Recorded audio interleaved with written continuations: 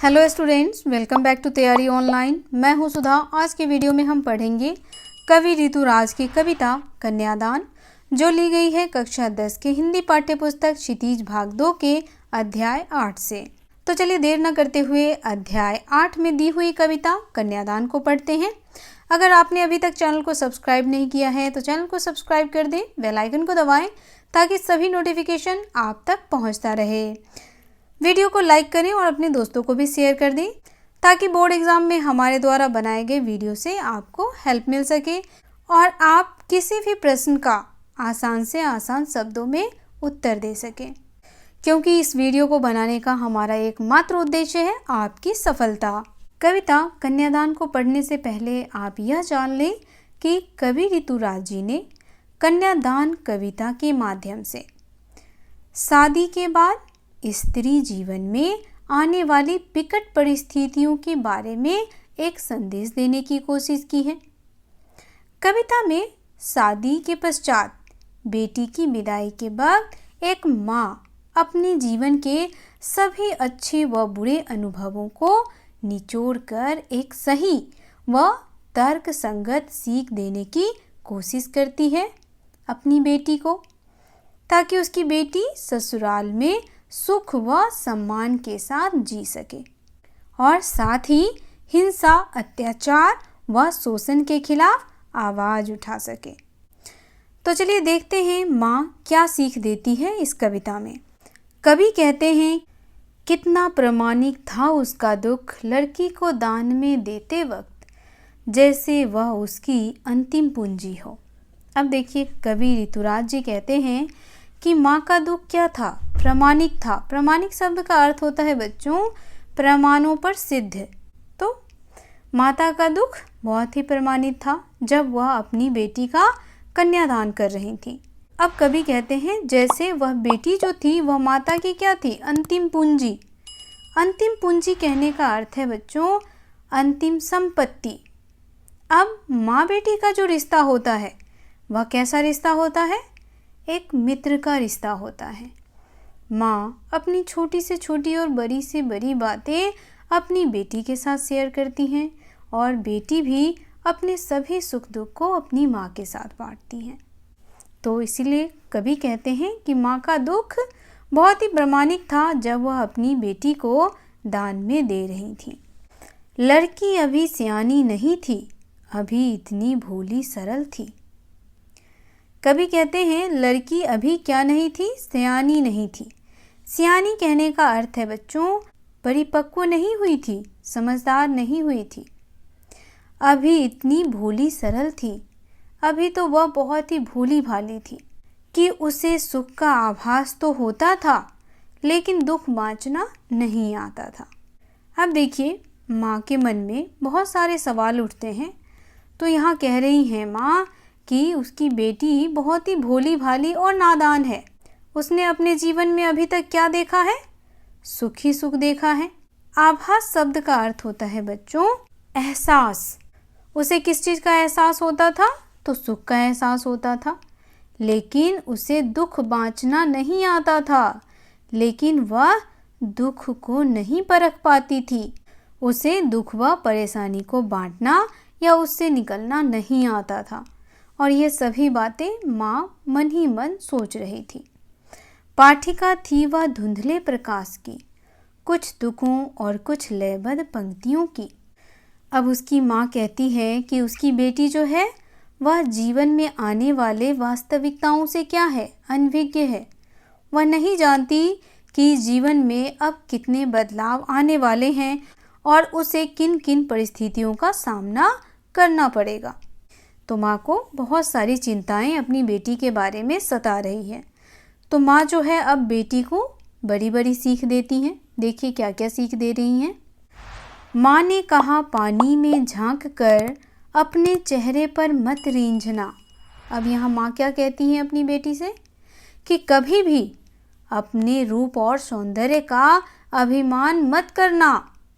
यहाँ रीझना शब्द का अर्थ होता है बच्चों स्वयं पर अभिमान करना, स्वयं की खूबसूरती पर अभिमान करना। तो माँ कहती है कि ये सभी चीज़ें क्या हैं? व्यर्थ हैं।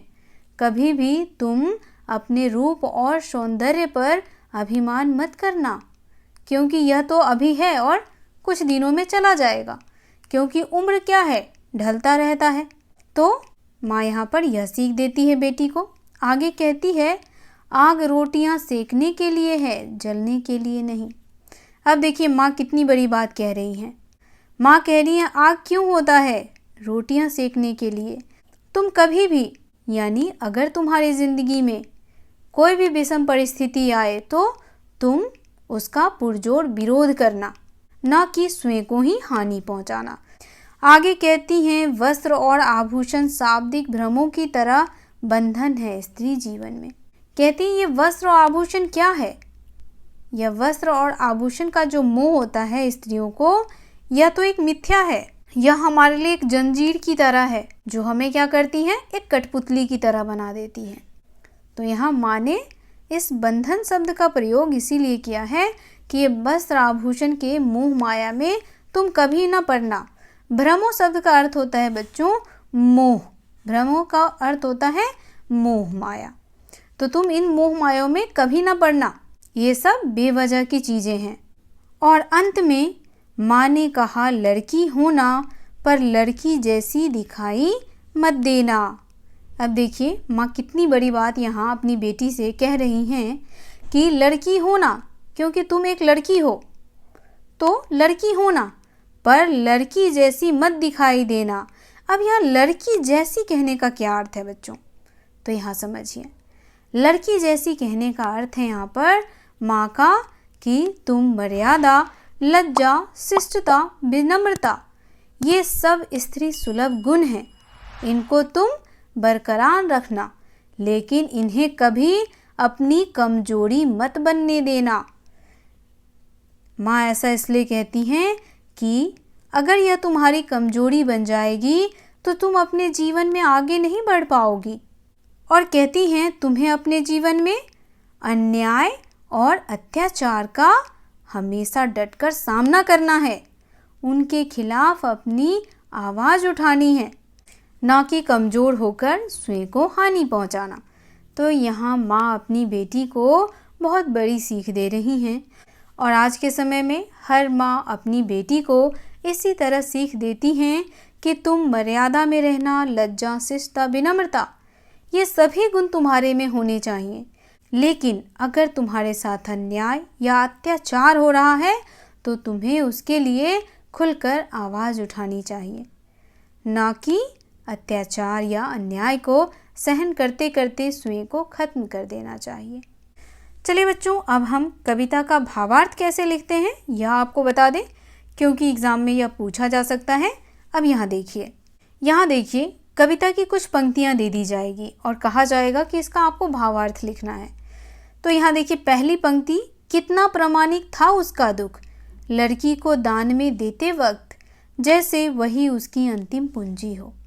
तो सबसे पहले आप यहाँ लिखेंगे कि उपरोक्त पंक्तियाँ जो हैं वह ली गई है कन्यादान शीर्षक से, जिसके लेखक हैं ऋतुराज। पंक्तियों में कवि ने कन्यादान करते वक्त एक माता के दुख का बड़े ही सुंदर तरीके से वर्णन किया है। कवि कहते हैं कि कन्यादान करते वक्त या बेटी की विदाई करते वक्त माँ का दुख बड़ा ही स्वाभाविक व प्रामाणिक था। बेटी ही माँ के सबसे निकट व उसके जीवन के सुख दुख में उसकी सच्ची सहेली होती है।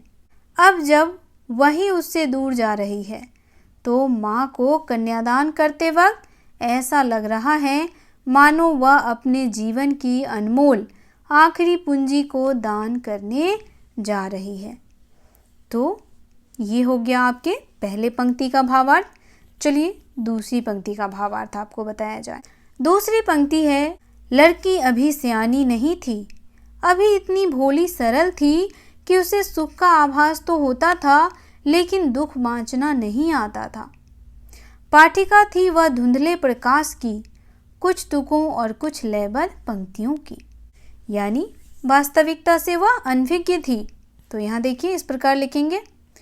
उपरोक्त पंक्तियों में कवि ऋतुराज जी कहते हैं कि लड़की अभी इतनी सयानी या परिपक्व नहीं हुई थी, वह दुनियादारी की बातों को समझ सके, वह अभी भी भोली भाली व मासूम ही थी। उसने अपने मायके में सिर्फ सुख और खुशियों को ही देखा है। दुख और परेशानियों के बारे में उसे न तो अभी कुछ पता है और न ही उसे अपने दुख व परेशानियों को बांटना या हल करना आता है। अभी तो उसके सामने काल्पनिक सुखों की एक धुंधली सी तस्वीर है। उसे व्यावहारिकता का बिल्कुल भी ज्ञान नहीं है।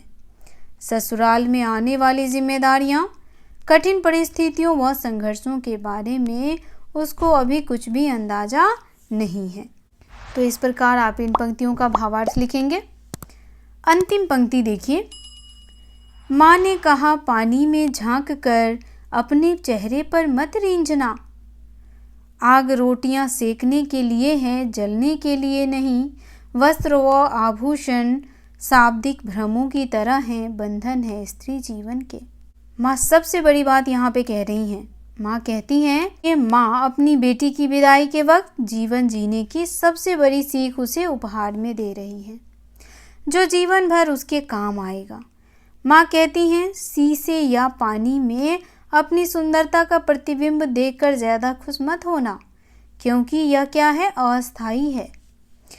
फिर माँ अपनी बेटी को कहती है कि आग का प्रयोग सिर्फ खाना बनाने या रोटियां सेकने के लिए होता है, लेकिन अगर आग का प्रयोग जलने या जलाने के लिए करते हुए देखो तो तुरंत उसका विरोध करना। कवि इन पंक्तियों के माध्यम से उन लोगों पर कटाक्ष करना चाहते हैं जो दहेज के लालच में आकर अपनी बहुओं को आग के हवाले करने में भी नहीं हिचकिचाते। बच्चों, आज की ये कविता यहीं समाप्त होती है। कविता आपको कैसी लगी आप हमें कमेंट करके अवश्य बताएं। कविता से रिलेटेड कोई भी क्वेश्चन आपके मन में आए तो आप हमसे कर सकते हैं। अगर आप हमारा सपोर्ट करना चाहते हैं तो चैनल को सब्सक्राइब करें, वीडियो को लाइक करें और अपने दोस्तों को भी शेयर कर दें। तो मिलते हैं नेक्स्ट वीडियो में, तब तक के लिए आप सबका धन्यवाद।